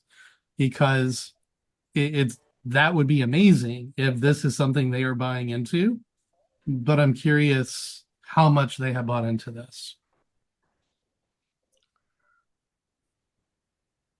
This is Jim, if you'd like me to answer that.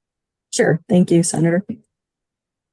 The short answer is our work group did not get a chance to do much with the health agencies on this, which is why we left it more general. The specifics, we need a deep dive on the ones in the Department of Labor, met with all the executive directors of all the boards, had the assistant secretary and deputy assistant secretary who oversees licensing in the Department of Labor in a series of discussions. So that's why the specific recommendation there. On the Department of Health side, the Department of Health has begun the process of doing a study on apprenticeships in nursing, not in the other. The Department of Health regulates 15 or 20 different health occupations. They have begun the process of studying nursing apprenticeships. Other states have nursing apprenticeships. And you're right that the nursing board in the relevant state is a player. And so they'll be engaging with them in that process. So the intent here, and we can wordsmith the language, is simply to say we need to do the same kind of analysis and discussion with the health regulated occupations that we've already done with the labor regulated occupations. Yeah, that's really good context. I wonder, so that we don't get the the full attention and thrashing of the Department of Health and the Board of Nursing, if maybe we have those conversations separately, so that they don't come at this particular recommendation, because it is a good agree. one. I hate for it to fail because of that. I agree. Good point. We can do that. Thank you. Kenya and then Evanet. I was going to bring up something similar to Richard also. My question here is that if I don't pass a licensing test, have we done a deep dive on, are there any implications for not passing the test? So if I'm a person that I've gone through the apprenticeship, and now I'm being told that, you know, I've successfully completed the apprenticeship, but I don't have to take the tests for a physical license, are there any implications to that? And have we really done a deep dive to make sure that there aren't? Thank you, Kenya. Evanet? I think that perhaps we could look at how we can allow the apprenticeship program, if someone completes it, to satisfy certain requirements needed for licensure in certain industries, especially with professional occupations. And I'll speak again from the accounting profession. You have multiple things that you have to complete in order to qualify to sit for the license, for the exam to get your license. And then you have to pass the exam in order to be licensed, in addition to having an ethics exam and a minimum of 1 year work experience. So I still would not support this recommendation just because of the implication of if it's applied across the board to various occupations. But I do think we could look at how the apprenticeship program and possibly the related technical instruction could qualify as meeting the requirements for certain aspects required within the career designation for taking the license exam. Thank you for that feedback, Evanet. Semler Carosa and then Emily. Thank you. I'll be brief. And I think Richard's point about maybe separating out maybe the professional and trades, I just wanted to point out, and again, kind of you learn this in the process, but like for the trades where there's, I think, an issue of fairness, if you have for, electricians and HVAC that they already have, if they've completed a registered apprenticeship, that they don't have to take the licensing exam, but yet you don't have that same opportunity for plumbing. It just seems like, again, there's, this recommendation would put that a little bit more in line from a fairness issue.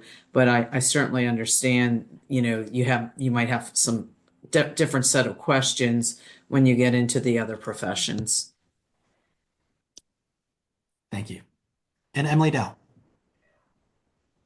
Great, thank you. I would also, I know this is getting in the weeds, but I mean, there's consideration for, I would imagine registered, we have so many, we're highly bordered state. So registered apprenticeship completing a program in Pennsylvania, what does that mean then for them getting licensure here in Maryland? So maybe just specificity that it's been a approved registered apprenticeship under Maryland rules and special consideration for out-of-state folks. And again, so that's one point, is what do you do for crossing state boundaries and reciprocity agreements around licensing? And then second, again, just hearing others talk about the different occupational and licensing boards, I would strongly encourage that leave it up to the licensing board to make a decision about how to handle that licensing exam. Thank you. Thank you. All right, we got 15 minutes, so we're gonna keep going, and I think we're almost at the end of this. So I really appreciate everybody's patience as we gotta get all these comments on the table here. So the next, and I'll sort of group the next two together as well. So it's really around intermediaries. So recommendation 4814 is really around intermediaries, and the next one after that is really data collection from intermediaries. So we can put these relatively together. But going back to the one about intermediaries, again, we recognize, right, and we advocate for intermediaries, right? And the definition of intermediaries has been pretty broad. And so part of this is really around, okay, let's advocate and codify what is an intermediary and the different types that are out there. Also, just as, even more important is to make sure that there's a meticulous vetting process when considering intermediaries as well. And recognizing that, there's been great work done by our unions here on setting the gold standard. And so how do we actually really build on this to make sure that we continue to have a meticulous program for monitoring and maintaining the quality, but also sort of really enabling more intermediaries to help us scale and grow registered apprenticeships. And so with that, I'm going to open this up for comments.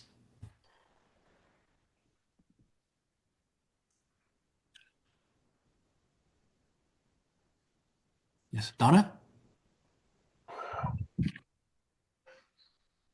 As I've said from the beginning, I have real issues around intermediaries and the expansion of intermediaries. And obviously, in our report, we say that we have intermediaries, and intermediaries can also be the sponsors. So they can get money for connecting the worker to a job at the end, but they can also get money as a sponsor of an apprenticeship program. And for me, it kind of reminds me of how we created several years ago the PBMs, the pharmaceutical business managers that we never regulated and still have problems regulating. And so if we're creating this, I think we've got to be very clear, very open, and very honest about their job and what kind of pay they're receiving from the tax dollars in Maryland. And also track very much how many of the intermediaries are also sponsors, and where are the outcomes again for the worker, for the employee. What's happening 5 years from now after we've given a lot of money to intermediaries and sponsors? Where is that person in their career and in their wages or salary? That's what I would make of my comment. I'm afraid that we're creating another whole industry. Not creating, it's there. I know it's there. And we have a couple of our unions that are with DOL at the national level who are intermediaries. Again, I think it goes back to benchmarking, tracking, monitoring, and we just have not done a very good job of that. So I appreciate that. Thank you. Thank you. Other comments about intermediaries? Yes, Denise. Yeah, I think I'm thinking of can you hear me okay? I'm sure my sound's okay. Perfect. I'm thinking in two things, specific to what Donna just said, but I'm wondering if it's worth considering limiting these to just targeted sectors where apprenticeship may not be widely used yet, and the services could actually be useful as a thought. And then I'm also I could be missing it in this recommendation, but just making it clear on who does the meticulous vetting. I believe that's labor. I think it's assumed that it's Department of Labor, but including that in the recommendation if we're gonna be serious about it. Tanya.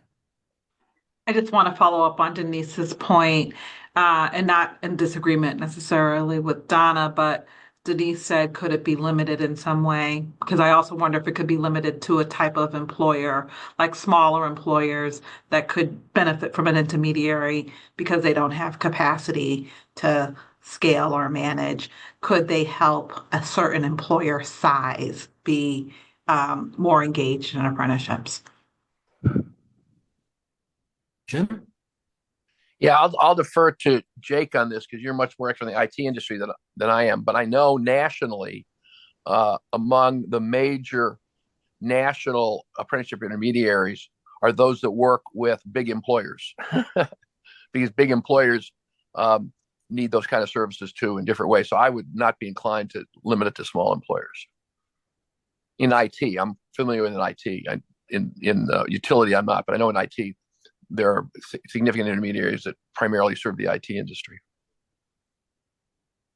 Yeah, and I think that's absolutely right, Jim. It's like there are national intermediaries out there, and I think again part of this goal of this intermediary recommendation is there are different types of intermediaries out there, right? Some are kind of more training-ish, some are actually more placement-ish, and so I think part of this really is again is ensuring that we have a way of vetting and ensuring the quality of intermediaries for different industries because we are seeing intermediaries pop up, right? Especially in those those occupations where there's a wider and wider gulf between supply and demand.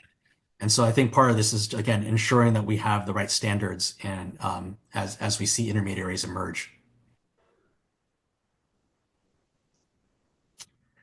Let's keep going, Sarah. This one really is really around a biannual program evaluation. This was really coming out of our data insights, and this is really around ensuring accountability.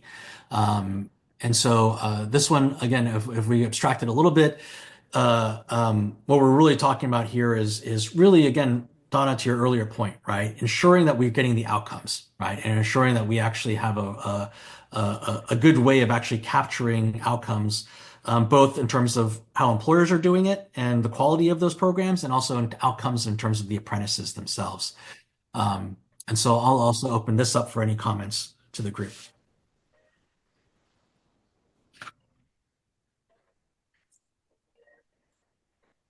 If no comments, we will keep going. The next sets of recommendations here, which is really kind of a bonus that we're going to take them home here, are a little bit more general. And I think part of it will depend on where we land on some of the earlier recommendations.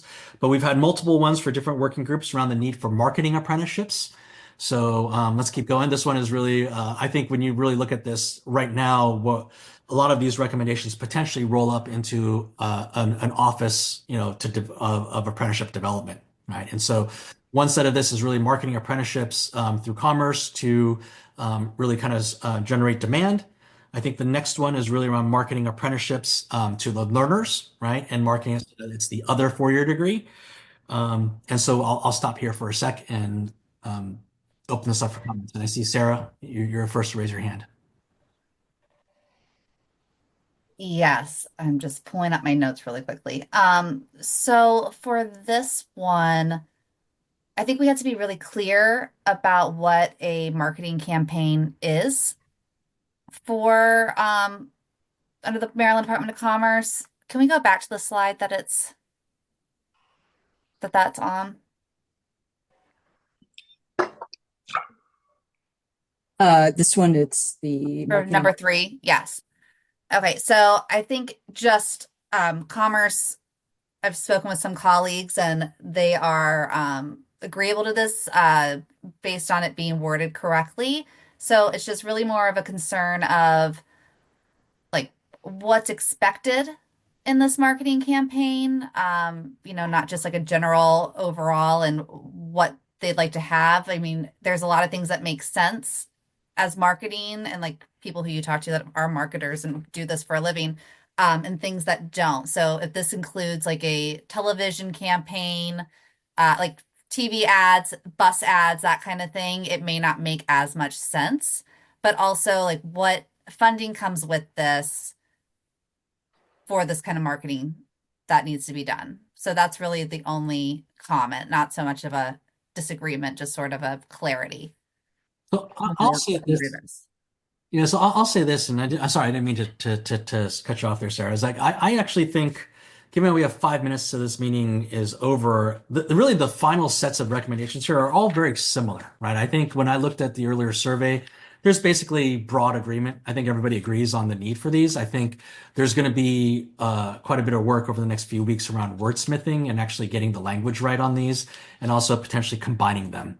And so maybe in the last couple of minutes here, I'm just going to flash through some of these, the top level ones, so we can see what they are. But I think what we can do is I think there's a way to potentially combine them all or at least roll them up into. Okay. Yeah, I just wanted to point that out, and also sort of like the mandate of the IT solutions.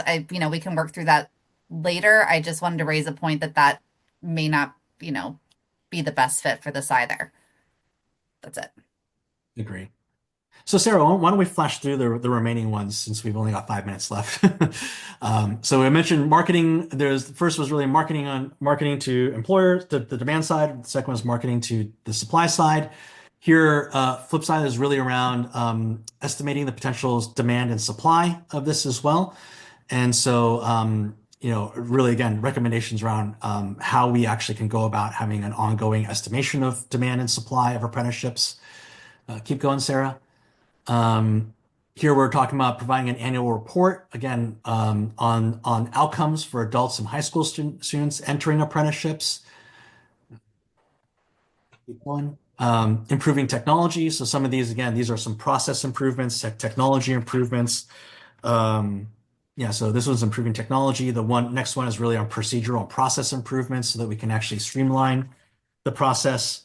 And then the final sets here really around, again, I think there's universal agreement around sort of, recommendation around, ensuring youth safety and well-being so we can increase the supply of apprenticeships.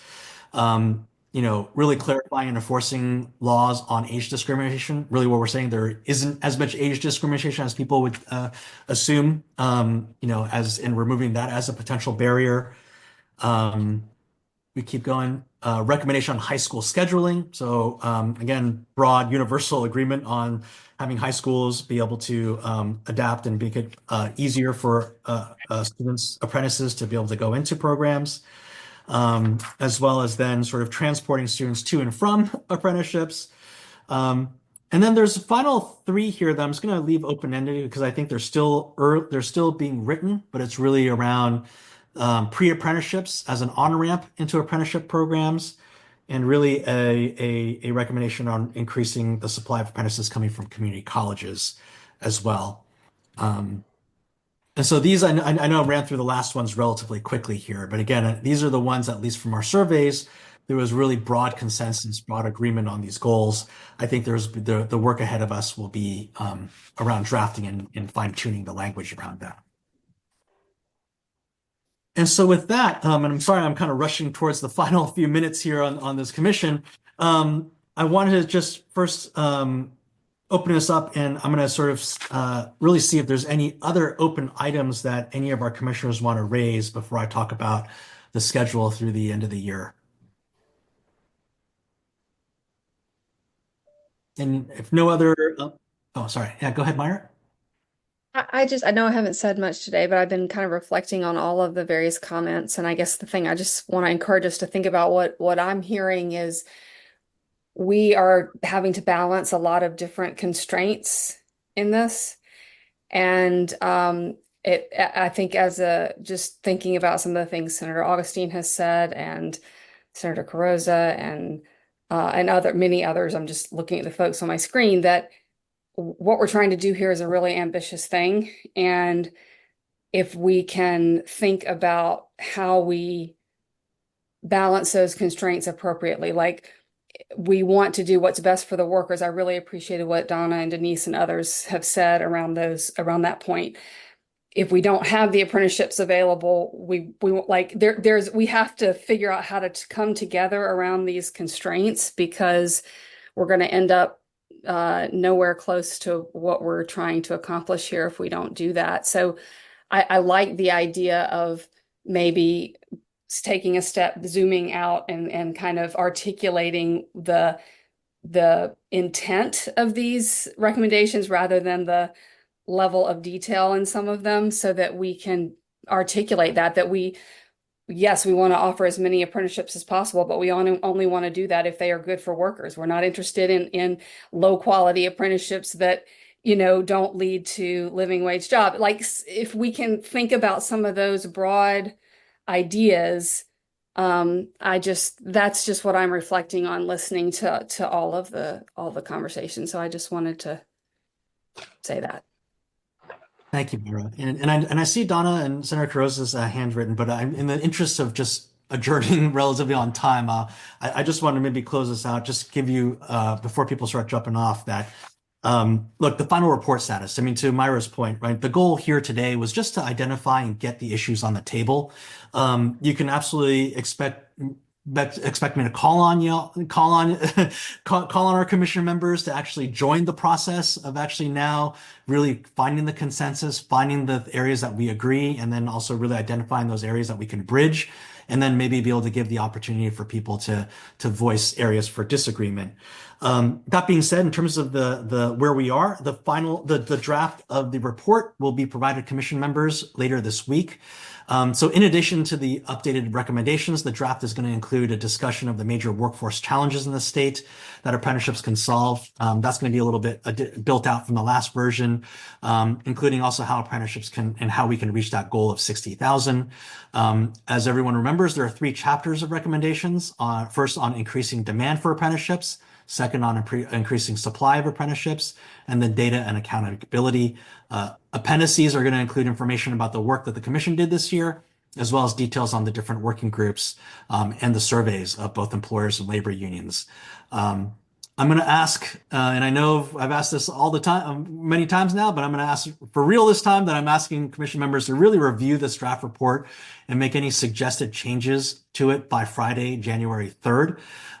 Any edits can be sent directly to me, and I'll work with the Schaefer Center to make sure that we can capture all these changes and provide people with an updated draft. We will be hosting probably a series of conversations amongst key commission members as well to really explore how we can get to consensus on some of these recommendations. And finally, an important one that Sarah mentioned earlier is that we've scheduled one more meeting, public meeting, which will be Thursday, January 16th from 3 to 5 p.m. Schaefer Center is going to send out invitations tomorrow, and that meeting will be to review final recommendations and the final report. So that will be an important one. But I want to really thank our commission members again today for really this deep level engagement and for so many people stepping up and letting their comments and feedback be known. With that being said, does anyone on the commission have any other business to discuss today? Hearing none, I'm going to call for a motion to adjourn. So moved. Second. Thank you, everyone. Meeting adjourned. Thank you, Mr. Chair. Thanks, everyone.